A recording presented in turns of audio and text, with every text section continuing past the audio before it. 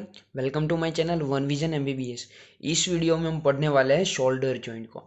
हमने पढ़ लिया कि हाउ हम जॉइंट किस तरह से लिखेंगे। तो देखिए, सबसे पहले हम लिखेंगे जॉइंट का टाइप कौन सा होगा, बाद में लिखेंगे आर्टिकुलर सरफेस ऑफ जॉइंट, उसके बाद लिखेंगे factors maintain stability of the joint, उसके बाद हम देखेंगे उसके जो जॉइंट है हमारा उसके लिगामेंट के बारे में। लिगामेंट देखने के बाद हम देखेंगे उसके बर्सा के बारे में। बर्सा के बाद देखेंगे उसके रिलेशन के बारे में।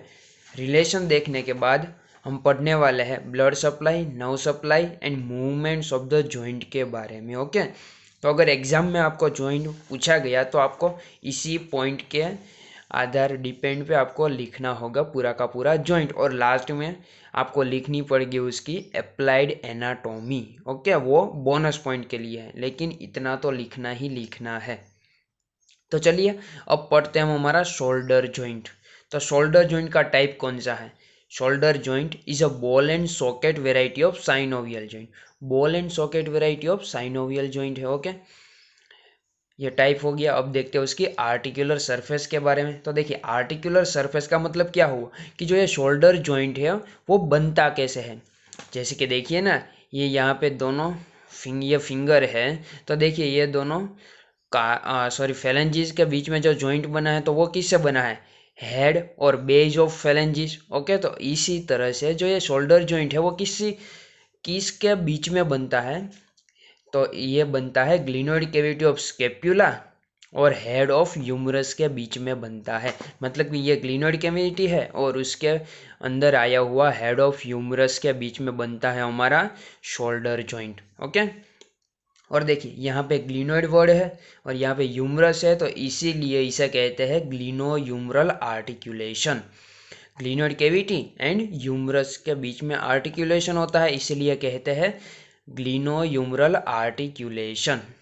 ये हो गए आर्टिकुलर सरफेस के बारे में। अब देखिए, structurally shoulder joint is a weak joint. Okay, अगर हम स्ट्रक्चर की कंपेयर में बात करें तो शोल्डर जॉइंट कैसा है? हमारा वीक जॉइंट है। क्यों? क्योंकि जो हमारी ग्लिनोइड कैविटी होती है वो कैसी होती है? टू स्मॉल होती है, मतलब कि बहुत ही छोटी सी होती है, और शेलो होती है। मतलब कि देखिए, ये ज़्यादा डीपन हुई, लेकिन अगर इस तरह से हो तो क्या हुआ? ये शेलो हुआ ना, कैविटी हमारी कैसी हुई? शेलो हुई और स्मॉल होती है। इसी वजह से शोल्डर जॉइंट हमारा कैसा जॉइंट होता है? वीक जॉइंट होता है। ओके, तो अब अगर हम हेड ऑफ ह्यूमरस और इस ग्लिनोइड कैविटी को कंपेयर करें तो head of humerus is 4 time more than in size compare to cavity. मतलब कि जो हमारा हेड ऑफ ह्यूमरस है 4 टाइम बड़ा होता है किससे? हमारी ग्लिनोइड कैविटी से। ओके, इसी वजह से जो हमारी शोल्डर जॉइंट है उसकी मोबिलिटी ज़्यादा होती है कंपेयर टू हिप जॉइंट। क्योंकि हिप जॉइंट में जो कैविटी होती है वो कैसी होती है? डीपन होती है, और यहाँ पे कैसी है? स्मॉल और शेलो होती है, इसीलिए यहाँ पे मोबिलिटी ज़्यादा है। जबकि हिप जॉइंट में शोल्डर जॉइंट के कंपेयर में कम मोबिलिटी होती है। ओके, तो ये हो गया आर्टिकुलर सरफेस के बारे में। नेक्स्ट पॉइंट है हमारा फैक्टर्स मेंटेन स्टेबिलिटी। मतलब कि देखिए, शोल्डर जॉइंट हमारा कैसा है? वीक जॉइंट है, तो इस जॉइंट को स्टेबल करने के लिए कुछ कुछ तो ऐसे फैक्टर्स होंगे ना जो इस जॉइंट को स्टेबल करते हैं। तो ये कौन कौन से फैक्टर्स है? देखिए, 4 फैक्टर्स है जो शोल्डर जॉइंट को क्या करते हैं? स्टेबिलिटी प्रदान करते हैं। कौन कौन से? फर्स्ट है हमारी कोरेको एक्रोमियल आर्च, या फिर आप कह सकते हैं secondary socket for head. First socket तो हमें पता चल गया ना कौन सा है? Glenoid cavity. और सेकेंडरी सॉकेट कौन सा है? कोरेको एक्रोमियल आर्च। अब देखिए, कोरेको एक्रोमियल आर्च को किसको कहते हैं? देखिए, यहाँ से लेके यहाँ तक का स्ट्रक्चर है वो क्या है? हमारी कोरेको एक्रोमियल आर्च। तो coracoacromial arch includes the acromion process, coraco coracoacromial ligament and coracoid process. मतलब कि कौन कौन सा? एक्रोमियन प्रोसेस, कोरेकोइड प्रोसेस और कोरेको एक्रोमियल लिगामेंट। ये तीनों को हम क्या कहेंगे? कोरेको एक्रोमियल आर्च फॉर्म करते हैं। ओके, देखिए ना, यहाँ पे लिखा है मैंने कोरेको acromial arch it includes acromion process, कोरेको-एक्रोमियल ligament and coracoid process. ये क्या करता है, शोल्डर जॉइंट को स्टेबिलिटी प्रोवाइड करती है। ओके, नेक्स्ट है हमारी मस्कुलो टेंडिनस कफ, या फिर आप कह सकते हैं रोटेटर कफ। अगर आपको पता होगा कि मस्कुलो टेंडिनस कफ है वो क्या करता है, शोल्डर जॉइंट को स्टेबिलिटी देता है। तो इसमें ये किससे बनता है, ये बनता है 4 मसल से। कौन कौन से, आप देखिए यहाँ पे यह निमोनिक लिखा है मैंने, सीट्स। ओके, क्या लिखा है, सीट्स। तो देखिए मैं आपको बता देता हूँ कौन कौन से मसल है। देखिए अब यहाँ से स्टार्ट करके हम ए से जाएंगे। ओके, सीट्स हमने देखा ना कि मस्कुलो टेंडिनस कफ कौन बनाता है, सीट्स। तो सीट्स में एस फॉर सुप्रास्पाइनेटस, सीट्स में आई आएगा तो उसका मतलब क्या हुआ, इंफ्रास्पाइनेटस। फिर से एस, सॉरी सीट्स, तो एस आई टी एस, तो टी का मतलब क्या हुआ, टेरिस माइनर। और फिर यहाँ पे आएंगे तो क्या मिलेगा हमें, सब स्केप्युलारिस मसल। तो ये चारों मसल क्या बनाते हैं, सीट्स का फॉर्मेशन करते हैं, मतलब कि rotator cuff of shoulder joint बनाते हैं। Okay, the seats give strength to the capsule except inferiorly, मतलब कि जो हमारा टेंडिनस कफ है वो देखिए सुपीरियरली क्या करता है, स्टेबिलिटी देता है सुप्रास्पाइनेटस से। पोस्टीरियरली इंफ्रास्पाइनेटस और टेरिस माइनर, ये दोनों स्टेबिलिटी देते हैं। एंटीरियरली अगर बात करें तो सबस्केप्युलर से स्टेबिलिटी देता है, लेकिन इन्फीरियरली एक भी मसल स्टेबिलिटी नहीं देता। उसका मतलब क्या हुआ कि इन्फीरियरली क्या हो सकता है, डिसलोकेशन ऑफ शोल्डर जॉइंट हो सकता है। ओके, जिसे हम कहेंगे antero inferiorly dislocation of shoulder joint. Okay, तो ये हो गया हमारे रोटेटर कफ के बारे में। Next third one is the glenoid labrum. देखिए ग्लिनोइड लेब्रम का मतलब क्या हुआ कि जो हमारी, देखिए ये ग्लिनोइड कैविटी है, मान लीजिए ये ग्लिनोइड कैविटी है। तो ग्लिनोइड कैविटी हमारी कैसी है, हमने देखा ना स्मॉल और शेलो है। तो अब ग्लिनोइड कैविटी में अगर हेड ऑफ ह्यूमरस डालना है और उसको स्टेबिलिटी देनी है तो क्या करना पड़ेगा, ये जो हमारी कैविटी है उसे डीपन करनी पड़ेगी, मतलब कि इस तरह से उसे इस तरह से करनी पड़ेगी। तो क्या करता है हमारी बॉडी में कि जो ये रिम है ना हमारी ग्लिनोइड कैविटी की, उस रिम के ऊपर एक और लेयर बनाना पड़ता है। ओके, एक और लेयर प्रेजेंट होता है जो जिसकी वजह से देखिए इस तरह से एक लेयर बन गया, मान लीजिए ये लेयर बन गया। तो उसका मतलब क्या हुआ कि जो एक ग्लिनोइड कैविटी है वो थोड़ी सी डीपन हो गई। तो उस जो लेयर बना हुआ है उसे हम कहते हैं ग्लिनोइड लेब्रम। ओके, तो हमें पता चल गया ना कि ग्लिनोइड लेब्रम क्या करता है, हमारी कैविटी है ग्लिनोइड फोसा है, ग्लिनोइड कैविटी है, उसे डीपन करता है, मतलब कि डीपनेस पैदा करता है। ओके, प्रोवाइड करता है। ये थर्ड हो गया glenoid labrum. And next one is the atmospheric pressure also maintain the stability of shoulder joint. Okay, तो ये 4 पॉइंट आपको याद रखने हैं। कौन कौन से, coracoacromial arch, musculotendinous cuff, glenoid labrum and atmospheric pressure which maintain the stability of shoulder joint. Okay, ये होगी हमारे फैक्टर्स के बारे में। नेक्स्ट हम पढ़ेंगे उसके लिगामेंट के बारे में। ओके, कौन कौन से लिगामेंट है जो शोल्डर जॉइंट के अराउंड होते हैं और उस जॉइंट की स्टेबिलिटी में हेल्पफुल है। देखिए हमें टोटल कितने लिगामेंट पढ़ने हैं, हमें टोटल पढ़ने हैं 4 लिगामेंट। देखिए कौन कौन से, capsular ligament, coraco humeral ligament, transverse humeral ligament and glenoid labrum. देखिए ये आराम से याद रह जाएंगे, आराम से हम पढ़ते हैं। Okay, first one is the coraco humeral ligament, capsular ligament.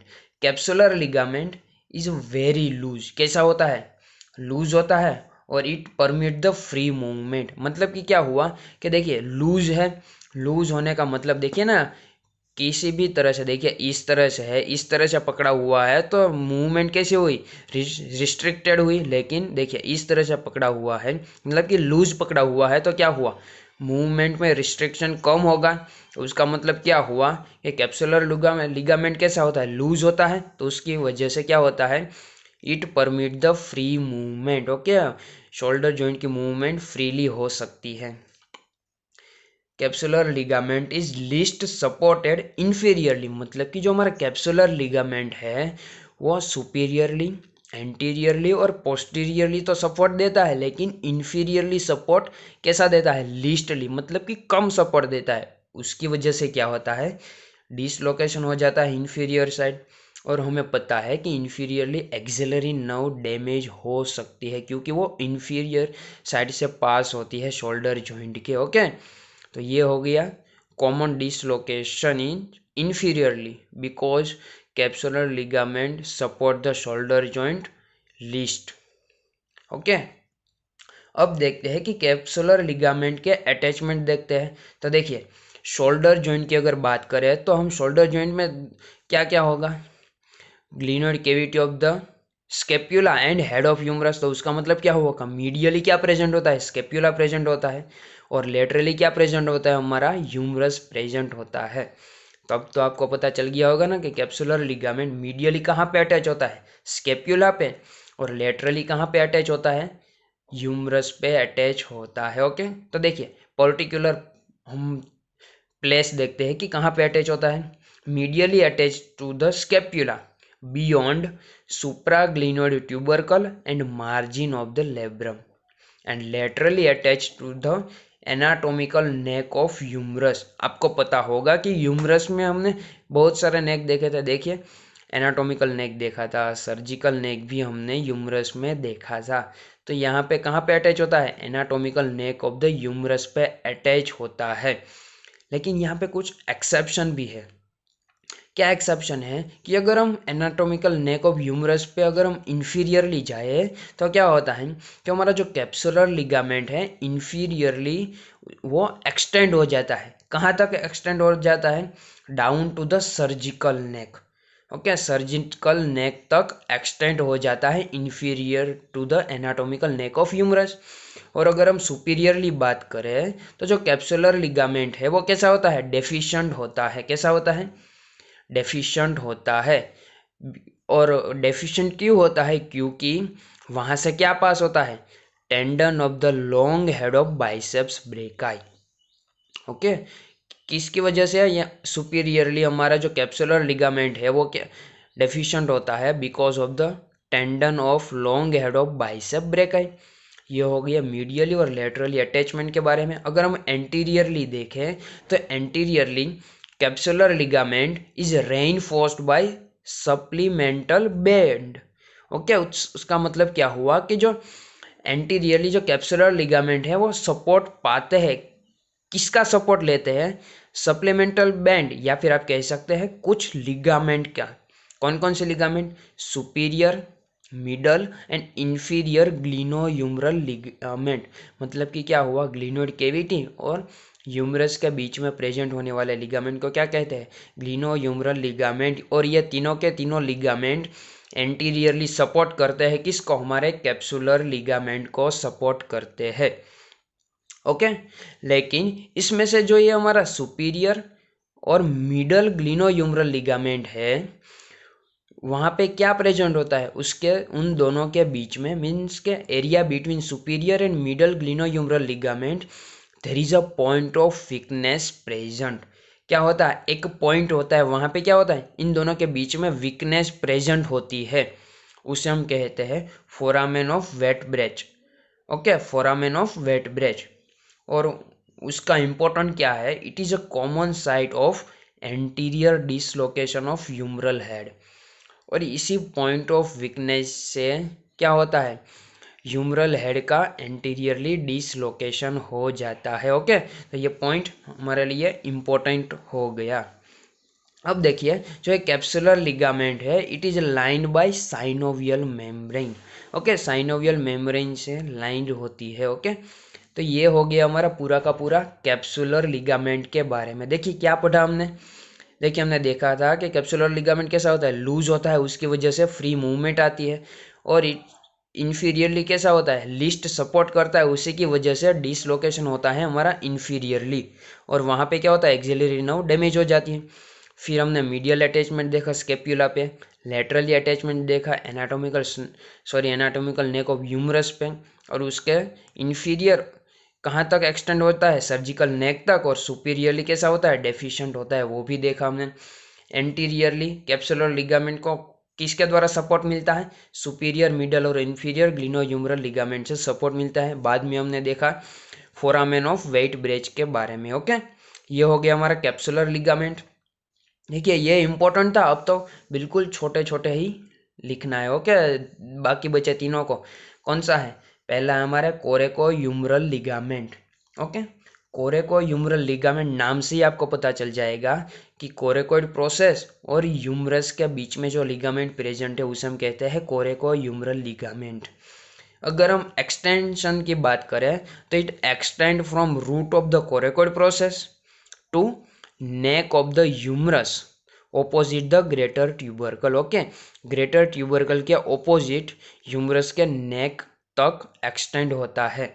Okay, and it give strength to the capsule, capsule को स्ट्रेंथ प्रोवाइड करता है। Third one is the transverse humeral ligament. कौन सा? Transverse humeral ligament. It bridges upper part of the bicipital groove, means के present between the greater and lesser tuber. उसका मतलब क्या हुआ कि मान लीजिए ये हमारा, देखिए ये ग्रेटर और ये लेसर ट्यूबरकल है कि दोनों के बीच में क्या प्रेजेंट होता है? हमारा बाइसिपिटल ग्रूव। तो इन बाइसिपिटल ग्रूव के ऊपर से पास होता है कौन सा? हमारा ट्रांसवर्स ह्यूमरल लिगामेंट। ओके, तो ये है हमारा ट्रांसवर्स ह्यूमरल लिगामेंट। क्या करता है? ब्रिज बनाता है। किसके ऊपर? बाइसिपिटल ग्रूव के ऊपर। तो हमें पता चल गया होगा आपको कि जो बाइसिपिटल ग्रूव में से क्या पास होता है? Tendon of long head of biceps brachii, tendon of long head of bicep brachii. तो उसका मतलब जो ये टेंडन है वो हमारे ट्रांसवर्स ह्यूमरल लिगामेंट के नीचे से पास होता है। ओके, देखिए पास डीप टू दिस लिगामेंट। ये हो गया ट्रांसवर्स ह्यूमरल लिगामेंट के बारे में। और last one is the glenoid labrum. Glenoid labrum के बारे में तो हमने पहले ही देख लिया था। ये क्या है? ये है फाइब्रो कार्टिलेजिनस रिम। मतलब कि जो ये लेब्रम है वो किसके द्वारा बनता है? फाइबर्स और कार्टिलेज के द्वारा बनता है। It covers the margin of glenoid cavity, glenoid cavity की मार्जिन को कवर करता है और ग्लिनोइड कैविटी को डीपन करता है। मतलब कि it increases the depth of cavity. तो this is the all about of ligament of shoulder joint. अब नेक्स्ट वीडियो में हम देखने वाले हैं बर्सा, रिलेशन और मूवमेंट के साथ blood and nerve supply of the shoulder joint. तब तक के लिए thank you everyone, thank you for watching this video and keep watching.